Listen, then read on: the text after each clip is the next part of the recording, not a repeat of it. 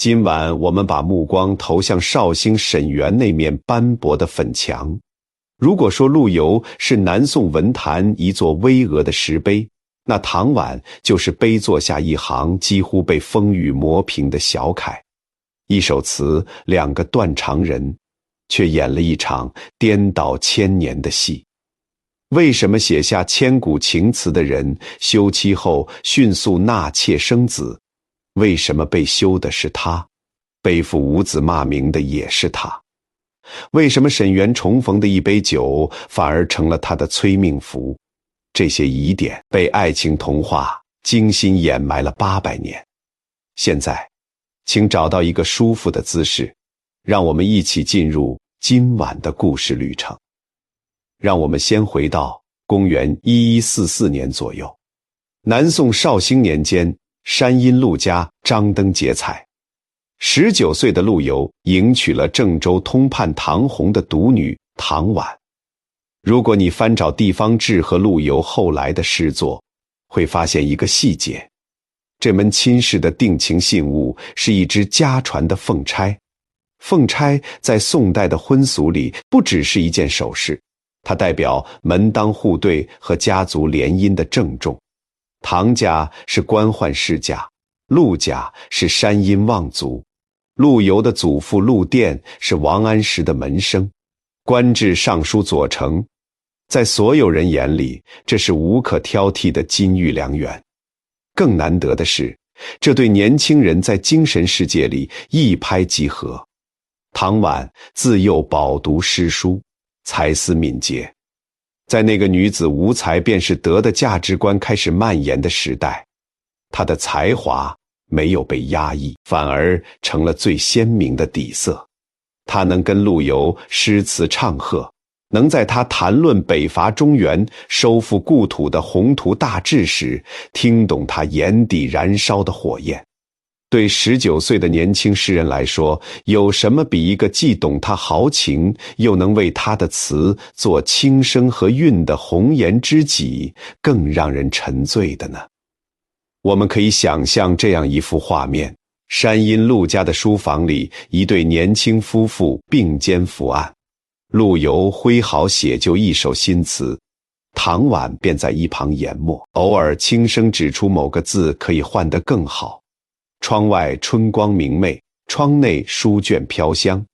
他们还共同迷上一件雅事，收集金石拓片，那是当时文人圈最风雅的爱好之一。两人将寻来的古碑拓本一一展评，细细品鉴上面的篆、隶、行、草，争论哪一笔更有古意。这种精神上的高度共鸣，是许多门当户对的婚姻里求都求不来的东西。但我们必须说一句大实话，在宋代，一个妻子太懂丈夫，太和丈夫有精神共鸣，可能不是福气，而是原罪。陆游的母亲唐氏看这个儿媳妇越看越不顺眼。请大家试想一下南宋士大夫家庭的氛围。陆家不是普通人家，陆游的父亲陆载是转运使，陆游本人承载着整个家族科举入仕、光耀门楣的期望。在陆母眼中，儿子应该头悬梁，锥刺股，日夜苦读，早日金榜题名。可现在呢，儿子整天跟媳妇儿在书房里谈诗论词，赏玩踏片，吟风弄月。这叫什么？这叫耽于闺房之乐，这叫不务正业。还有一个更要命的问题，唐婉进门1年多，肚子始终没有动静。我们必须把目光从那些风花雪月的诗词拓片上挪开，投向南宋一个已婚女人最残酷的生存现实。在不孝有三、无后为大的宗法社会里，一个不能生育的女人几乎等同于一件不合格的货物。不管她多有才华，不管她和丈夫感情多好，在家族长辈眼里，她就是耽误陆家香火延续的罪人。这2条罪名加在一起，让陆母对唐婉的态度从冷淡变成了厌憎。史书对这段婆媳矛盾的记载非常简短，只冷冷留下一句唐氏不悦，属前之。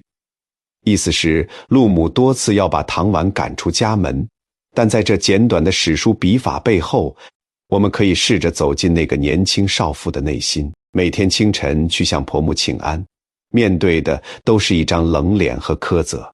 每次和丈夫多说几句话，就会被暗指不守妇道，耽误丈夫前程。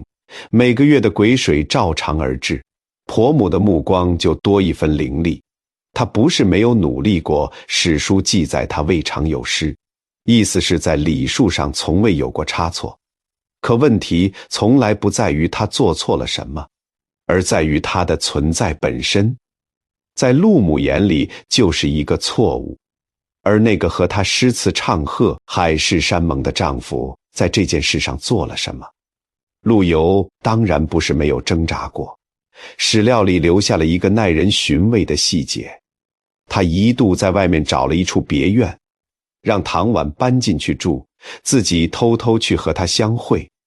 这是一种典型的折中方案，既不违逆母亲，又不断绝与妻子的往来。在我们今晚的视角来看，这种行为的底色，与其说是深情，不如说是一种优柔寡断的逃避。他既没有勇气在母亲面前拍案而起，捍卫妻子，又不甘心彻底放手，让这段婚姻就此终结。但这种两头讨好的把戏很快就被陆母发现了。我们可以想象那个极具戏剧张力的场景。陆母带着家仆找上门来，将儿子从唐婉身边带走。临走时，或许还撂下一句让唐婉如坠冰窟的话。史书没有记载那句话的具体内容，但它导致的结果是，陆游没有再反抗。一纸休书送到了唐婉面前。休妻的名义是什么？按照古代的七出之条，最现成的理由就是无子。这个罪名唐婉无法辩驳。而那个曾经和他一起收集金石拓片，写下无数缠绵词句的男人，在那纸休书上按下了自己的指印。你或许会问，陆游当时是什么心情？史书没有写，我们不做无据揣测，但我们可以从他接下来的行动中看出端倪。按完指印后，他的人生继续往前走，没有停留。唐婉离开陆家那天，手里攥着那只作为聘礼的凤钗，走出那扇他以为会是一辈子归宿的大门。身后是他和陆游共同整理过的那一摞拓片，身前的路却突然空茫茫一片。当时的他大概以为这就是他和陆游故事的全部结局了。一首从起笔就没有落款的词被强行收了尾。但命运对他比陆家那扇大门要残酷得多。短暂的羞辱和悲愤过后，他被安排的下一段人生才是一张更密不透风的网。被休之后回到娘家，按照宋代的律法和习俗，被休弃的妇人地位极其尴尬。她不能继承家产，不能参与家族祭祀，走到哪里都要承受邻里的指指点点。那个被烙上弃妇标签的女人，就像被烙铁烫下的疤痕，永远无法消除。但命运在这一次给了她一个意外，或者说，一个在当时的人看来不太可能发生的转折。有一个男人站了出来，愿意娶她为妻。这个男人叫赵世成。请大家注意这个姓氏，赵世成是宋太宗赵光义的玄孙，不折不扣的皇室宗亲。在讲究门第的南宋，一个天皇贵胄迎娶一个被休的妇人做正妻，这在当时是匪夷所思的事情。你可以想象朝野上下的反应，一个宗室子弟什么样的名门闺秀娶不到，为什么要捡别人不要的弃妇？史书没有记载赵世成为什么会做出这个选择。也许他早就认识唐婉，也许他欣赏她的才华与品性，也许在那些流言蜚语之下，他看到了一个被命运辜负的女人的真实模样。我们不做无据揣测，但有一个事实是我们可以确定的，在迎娶唐婉之后，赵世成待之甚厚，这4个字在惜字如金的史书里分量很重。请大家试着走进唐婉那段再婚后的生活。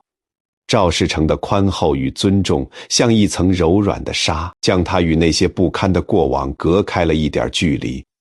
没有人再在耳念叨无子的罪名，没有婆母的冷眼，只有一个男人温和的目光和一份体面的生活。他心口那道被修书撕裂的伤口，在岁月里缓慢地结痂，日子过得平静，甚至算得上安宁。在那场改变他命运的邂逅发生之前，唐婉大概以为他终于可以这样平静地度过余生了。时间来到绍兴25年，也就是公元1155年的春天。这一年，陆游31岁。他此前参加礼部考试，本来名列第一，却因为触怒秦桧而被处落，仕途受挫，心怀郁闷。他回到了山阴老家，在一个春光明媚的日子里，他独自走进了沈园。沈园是当时山阴城里一座很有名的私家园林，春日里对外开放，游人可以入园赏花、饮酒。我们将镜头切到园内，花木扶疏，亭台错落，阳光透过嫩绿的树叶，在地上投下细碎的光斑。陆游走在园中，满腹都是怀才不遇的郁结。然后，一个他完全没有预料到的相遇发生了。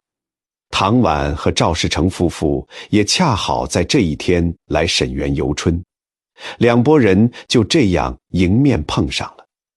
你可以想象那个瞬间的凝固，空气仿佛突然停止了流动，春日的暖阳也变得有些刺眼。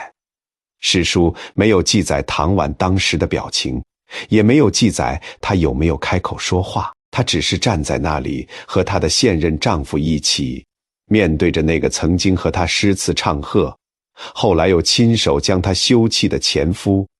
而赵世成的反应，让这场尴尬的相遇有了一个所有人都没有预料到的走向。他没有冷脸相对，没有拉着唐婉转身离开。作为宗室子弟，他展现出了极好的修养和风度。他命人给陆游送去了酒菜，这是一个善意的姿态，也是一个得体的处理方式。毕竟大家都是体面人，在公共场合遇到，送上酒菜，既避免了直接对话的尴尬，又全了彼此的体面。但这个善意的举动却打开了一扇灾祸之门。陆游接过了那杯酒，一饮而尽，酒精入喉，万千往事涌上心头。他想起那些和唐婉一起收集金石拓片的日子，想起那些在书房里并肩伏案的午后，想起那一纸休书上自己按下的指印，想起仕途的挫折，想起眼下的落寞。所有的情绪在这春日里，在这杯酒之后翻涌成了滔天的巨浪。他提起笔，在沈园的粉墙上挥毫，写下了一首词。那首后来传颂千古的《钗头凤》：红酥手，黄藤酒，满城春色宫墙柳。东风恶，欢情薄，一怀愁绪，几年离索。错错错春如旧，人空瘦。泪痕红森鲛绡透，桃花落，闲池阁。山盟虽在，锦书难托。莫。这首词写得极好，好到让后世无数人为之动容。但今天晚上，作为讲故事的人，我们必须暂停一下文学鉴赏，把视角切换到唐婉的位置上，重新审视这一刻。陆游在沈园的墙上题词，本质上做了一件什么事呢？他一个已经再娶、已经纳妾的男人，当着唐婉现任丈夫的面，在公共场所的墙上公开向一个已经再嫁的女人表白心迹。山盟虽在，锦书难托。他把一段早已被修书断了的旧情重新裱在了沈园的粉墙上，供来来往往的游人观看、评论、传播。你有没有想过，这件事对唐婉意味着什么？她的丈夫赵世成就在旁边，这个宗室贵胄顶住了多大的压力才娶了她，对她待之甚厚，给了她一个重新生活的机会。而现在，一个前夫在她丈夫面前公开写词诉说相思之苦，这让她如何自处？让她以后在夫家怎么做人？赵氏宗族的亲戚们会怎么看？邻里街坊会怎么议论？那些刚刚愈合的伤口被这首词撕开，血淋淋地暴露在春日的阳光下，暴露在南宋的舆论场里。陆游写完了，放下了笔，他心里的郁结发泄出来了。他走了，留下了一面写满墨迹的墙。在我们今晚的睡前视角看来，这一幕有一种极深的残忍。陆游借着酒劲挥毫泼墨，把这段感情变成了一桩公开的文学事件，完成了对自己悲情人设的塑造。可那个被写进词里的女人呢？她被定格在人空受泪痕红粉的悲惨模样里，她的平静生活被一首词彻底打碎。没有人问过她愿不愿意被写进这首词，没有人考虑过她作为一个再婚妇人需要维护的尊严和体面。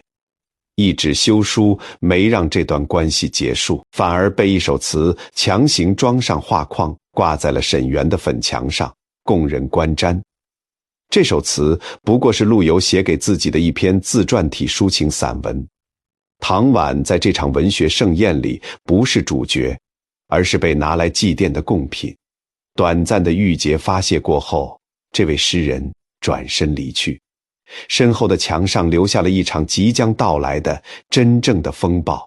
沈园那面墙上的墨迹，在春日的阳光下很快就干了，但那些字却像烧红的烙铁一样烫进了唐婉的心里。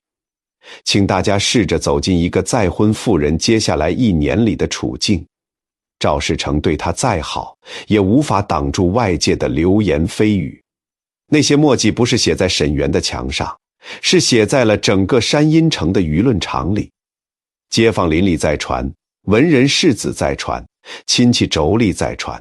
唐家的那个被休的女儿，她前夫在沈园给她写词了，据说写得情深意切，字字泣血。这些议论像一根根细针，从四面八方扎过来，不致命，但日日见血。而对于唐婉来说，比外界议论更让她难以承受的是内心的撕扯。那个男人亲手休了她，转头续弦纳妾，如今却在公开场合书写深情。这份深情是真是假？如果是假的，为什么要写得那样肝肠寸断？如果是真的，为什么当年不挺身而出护住他？这一团乱麻一样的问题缠在他心头，解不开也剪不断。我们可以想象这样一个画面：无数个深夜，唐婉独坐在窗前，月光冷冷地铺在地上，身边是赵世成平和的鼾声。这个男人给了他一个避风港，可他心底那面写满墨迹的墙却像梦魇一样不断浮现。他不敢对任何人说，因为他是再嫁之妇，连谈论前夫的资格都没有，怕人询问，咽泪装欢。他后来在词里写下的这8个字，就是他这一整年精神状态的写照。在人前笑，在人后哭，眼泪和胭脂搅在一起，自己吞下去。1年后，又是一个春天，唐婉再次来到沈园，没有人知道她为什么要再去那个地方。也许是想确认那面墙上的字是不是还在，也许是想在同样的春光里和过去的自己做一次了断，也许他只是被一股说不清道不明的力量推着走到了那面墙前。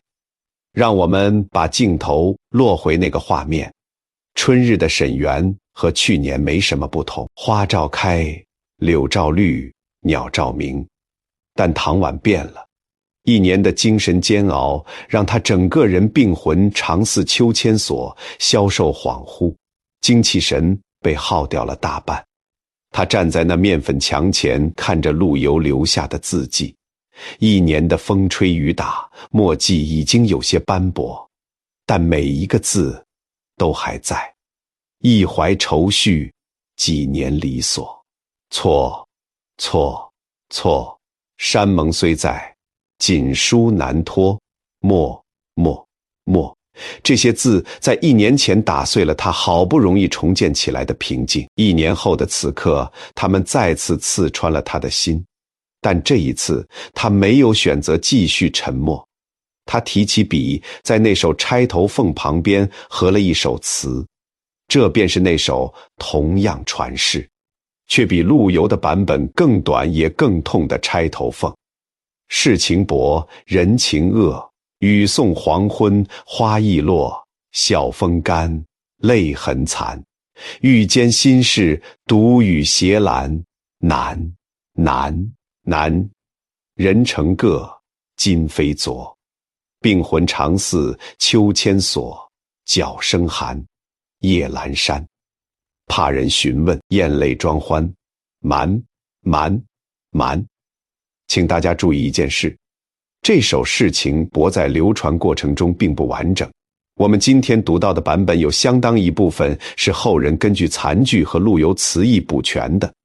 换句话说，唐婉最后的绝命词在历史的长河里只留下了几片残破的碎片。但在今晚的睡前故事里，作为讲故事的人，我更愿意把目光投向那几句最确定是唐婉亲笔的词句。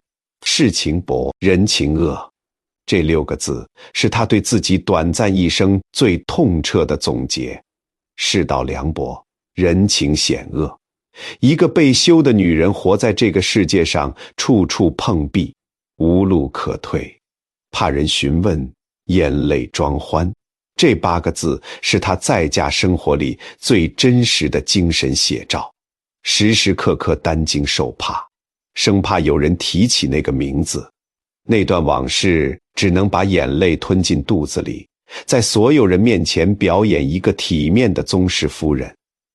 而难和瞒这2组叠字是整个南宋词史上最沉重的叹息。他写完了，他终于把憋了1年的话写在了那面墙上，写在了他的词旁边。他没有落款，没有署名，他用尽最后的力气，为那首被强行收尾的词填上了自己的韵脚。然后他放下了笔，写下这首《钗头凤》。世情薄之后不久，唐婉便病倒了。史书没有详细记载他的病症，只留下一个冰冷的结果，抑郁而终。这一年，他大约28岁。在赵世成给他的那个避风港里，在被休之后那场好不容易重建起来的平静生活里，他像一朵被秋风折断的花，无声无息地凋零了。他走了，带着那些没能说出口的话，带着那些被瞒了一生的眼泪，带着那只最初作为聘礼的凤钗。也许他还把它锁在庄团最深处，他用生命为那首未落款的绝笔词填上了最后一阙韵脚，然后便消失在了历史的烟尘里。而那个在沈园墙上题词的男人，他的人生故事还远远没有结束。他才31岁，他的仕途还有起落，他的妻妾还在家中等他，他的儿女还等着他起名字，他的人生大幕才刚刚拉开。现在我们要把镜头从沈园那面粉墙前移开，从唐婉香消玉殒的那个时刻移开，因为在同一个故事的另一端，另一个主角的人生正在以一种截然不同的方式继续向前奔跑。唐婉去世后不久，陆游迎娶了王氏为妻。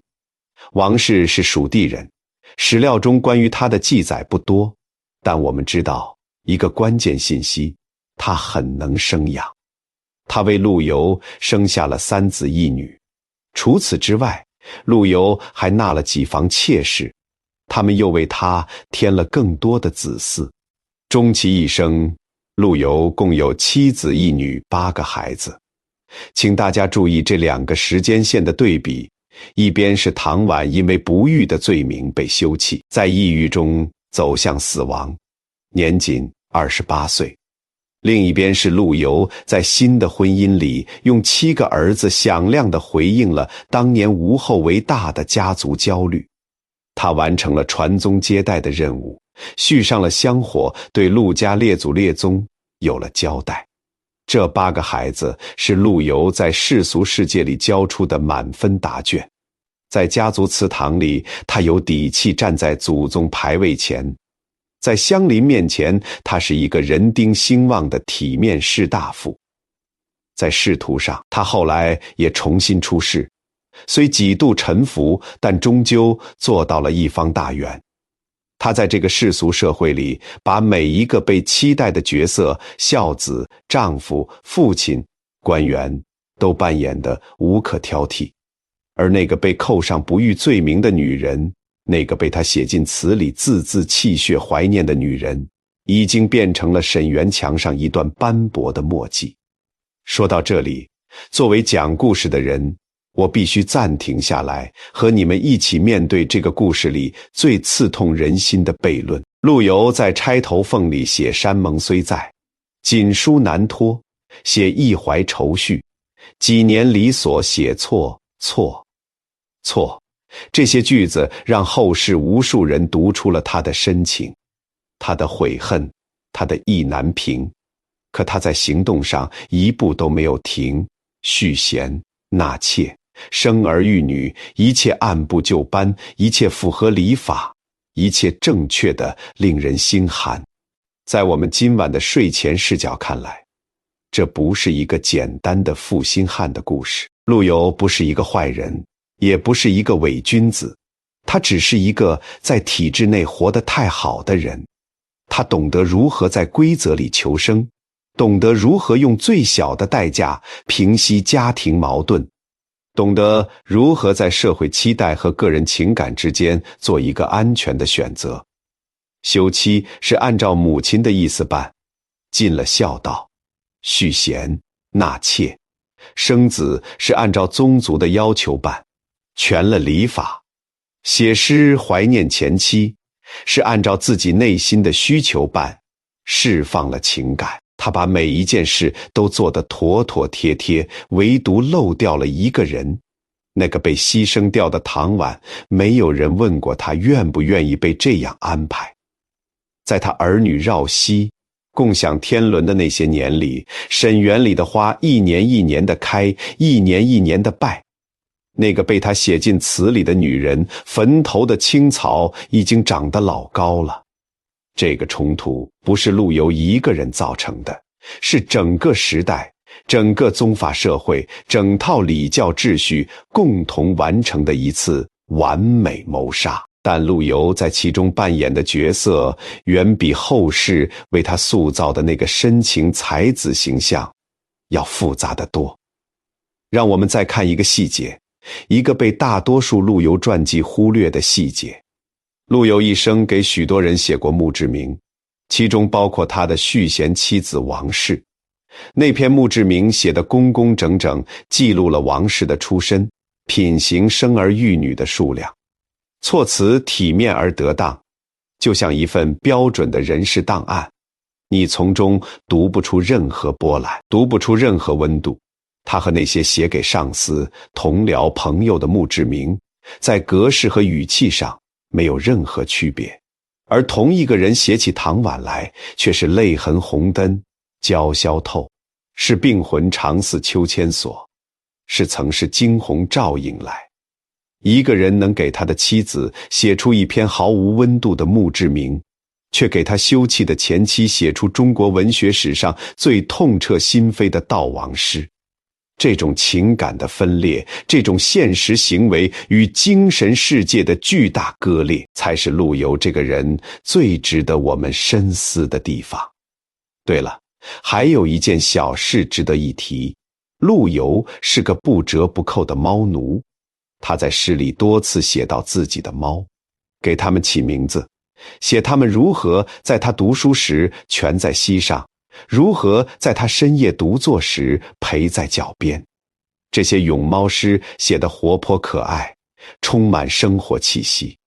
你读这些诗的时候，会感觉这是一个很有趣、很有生活情趣的老头。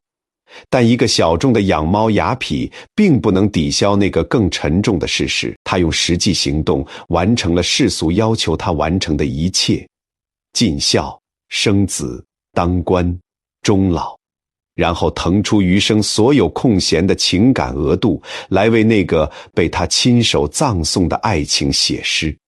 这到底是痴情，还是某种最深刻的自我补偿？他不断地用笔墨祭奠唐婉，某种程度上是不是在用一种不伤筋动骨的方式，为自己当年的软弱做辩护？你看，我不是不爱你，我只是身不由己。你看，我这一生都在想你，所以我的选择可以被原谅。他为自己写了一个深情主角的剧本，然后用余生60年的时间，一页一页地把它填满。而那个剧本里真正的主角，早在第一幕就已经死去了，永远欠他一个堂堂正正的落款。唐婉走了，在28岁那年的某一天，他终于不必再咽泪装欢，不必再瞒了。而那个在沈园墙上题词的男人，还要继续活很久很久。陆游活到了85岁，在人均寿命不过半百的南宋，这是一个令人啧舌的高寿。而在这漫长的余生里，他做了一件事，反复的、持续的、几乎偏执的写诗悼念唐婉。让我们沿着时间线看一看这些诗作。63岁那年，陆游在延州任上，偶然翻出当年与唐婉唱和的旧稿，写了一首诗，其中有这样一句：人间万事消磨尽，只有清香似旧时68岁。他再次来到沈园，那面墙上的墨迹早已模糊不清。他站在墙前写下：临亭感旧空回首，泉路凭谁说断肠。75岁，他致仕归乡，每年春天都要去沈园走一走，写下伤心桥下春波绿，曾是惊鸿照影来。这句诗后来成了中国悼亡文学史上的绝唱。81岁，他病中梦见沈园，醒来写下城南小陌又逢春，只见梅花不见人。84岁，生命最后一年，他让儿孙搀扶着最后一次来到沈园，对着那面早已字迹难辨的旧墙，颤颤巍巍地写下：也信美人终作土，不堪幽梦太匆匆。60年，他用比许多人一生还长的时间，只为做一件事，反复回到那个春日的沈园，反复确认那面墙上的字迹，反复用笔墨为一个早已不在的人不停地写着落款。从文学史的角度看，这是一个令人动容的奇观。中国历史上写悼亡诗的诗人很多，但很少有像陆游这样用整整60年跨越生命大半时光，持续不断地书写同一个名字。这些诗越写越好，越写越痛，越到后来越有一种穿透时光的力量。后世学者统计，陆游诗集中涉及唐婉和沈园的作品有10余首之多。这还不算那些没有直接点名但明显是追忆这段旧情的篇神。但今晚作为讲故事的人，我必须带着大家看到这件事的另一面。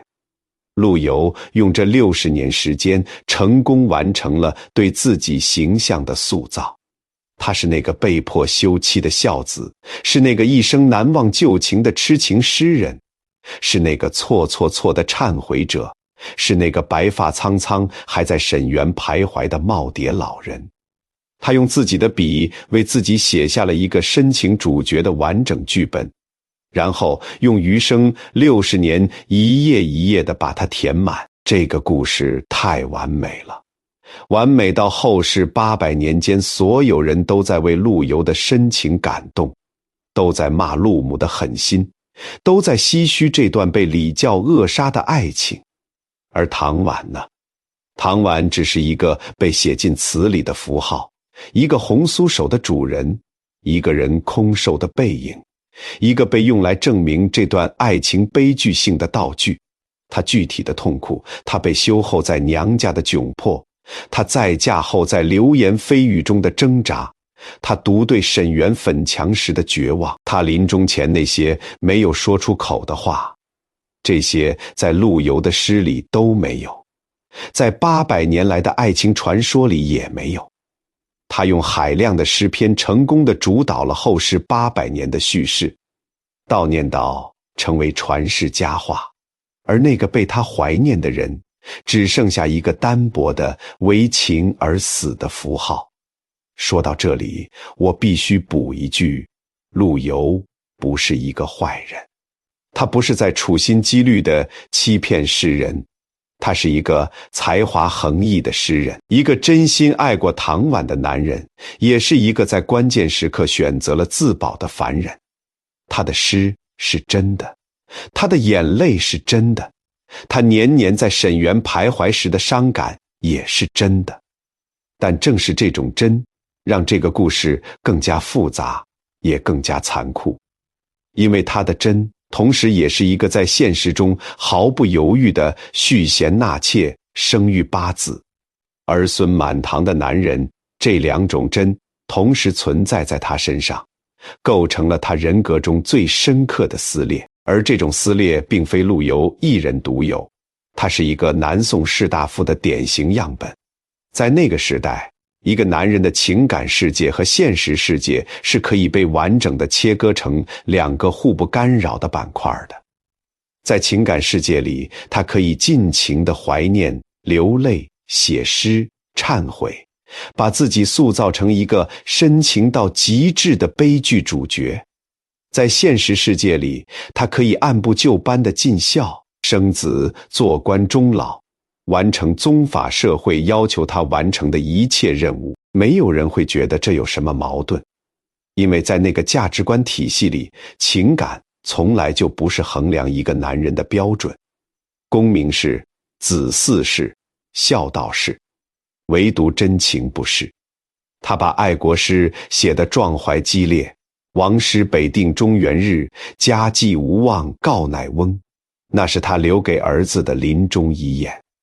他把悼亡诗写得肝肠寸断，曾是惊鸿照影来，那是他留给唐婉的终身忏悔。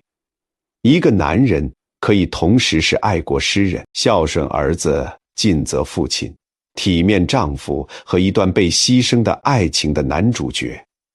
这套系统运行得如此流畅，流畅到他自己可能都从未察觉其中的冷酷。最终，陆游在85岁的高龄安然离世，儿孙满堂，诗文传世，青史留名。他用一辈子为自己写好了所有的注脚，唯独忘了给那首最早题在沈园墙上的词补上一个他应得的落款。他只是在旁边不停地题写跋文，写了一遍又一遍，写了60年。